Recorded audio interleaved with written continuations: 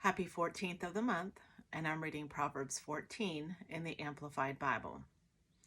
The wise woman builds her house on a foundation of godly precepts, and her household thrives. But the foolish one, who lacks spiritual insight, tears it down with her own hands by ignoring godly principles. He who walks in uprightness reverently fears the Lord and obeys and worships him with profound respect. But he who is devious in his ways despises him. In the mouth of the arrogant fool who rejects God is a rod for his back, but the lips of the wise, when they speak with godly wisdom, will protect them. Where there are no oxen, the manger is clean, but much revenue, because of good crops, comes by the strength of an ox. A faithful and trustworthy witness will not lie, but a false witness speaks lies. A scoffer seeks wisdom and finds none, for his ears are closed to wisdom. But knowledge is easy for one who understands, because he is willing to learn. Leave the presence of a short-sighted fool, for you will not find knowledge or hear godly wisdom from his lips. The wisdom of the sensible is to understand his way, but the foolishness of short-sighted fools is deceit.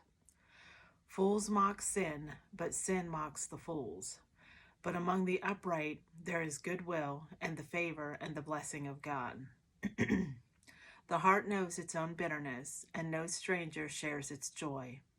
The house of the wicked will be overthrown, but the tent of the upright will thrive. There is a way which seems right to a man and appears straight before him, but its end is the way of death. Even in laughter the heart may be in pain, and the end of joy may be grief. The backslider in heart will have his fill up with his own rotten ways, but a good man will be satisfied with his ways, the godly thought and action which his heart pursues, in which he delights. The naive or inexperienced person is easily misled and believes every word he hears, but the prudent man is discreet and astute and considers well where he is going. A wise man suspects danger and cautiously avoids evil, but the foolish is arrogant and careless.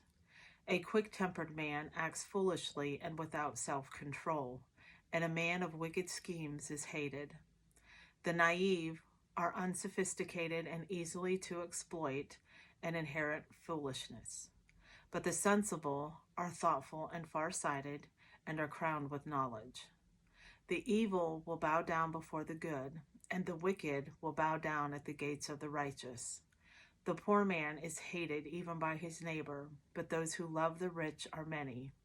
He who despises his neighbor sins against God and his fellow man, but happy, blessed, and favored by God is he who is gracious and merciful to the poor. Do they not go astray who devise evil and wander from the way of righteousness? But kindness and truth will be to those who devise good. In all labor there is profit, but mere talk lends only to poverty. The crown of the wise is their wealth of wisdom, but the foolishness of close-minded fools is nothing but folly. A truthful witness saves lives, but he who speaks lies is treacherous. In the reverent fear of the Lord there is strong confidence, and his children will always have a place of refuge. The reverent fear of the Lord that leads to obedience and worship is a fountain of life, so that one may avoid the snares of death. In a multitude of people is a king's glory, but in a lack of people is a pretentious prince's ruin. He who is slow to anger has great understanding and profits from his self-control. But he who is quick-tempered exposes and exalts foolishness for all to see. A calm and peaceful and tranquil heart is life and health to the body, but passion and envy are like rottenness to the bones. He who oppresses the poor taunts and insults his maker, but he who is kind and merciful and gracious to the needy honors him. The wicked is overthrown through his wrongdoing, but the righteous has hope and confidence and a refuge with God even in death. Wisdom rests silently in the heart of one who has understanding, but what is in the heart of short-sighted fools is made known. Righteousness, moral and spiritual integrity, and virtuous character exalts a nation, but sin is a disgrace to any people. The king's favor and goodwill are toward a servant who acts wisely and discreetly, but his anger and wrath are toward him who acts shamefully.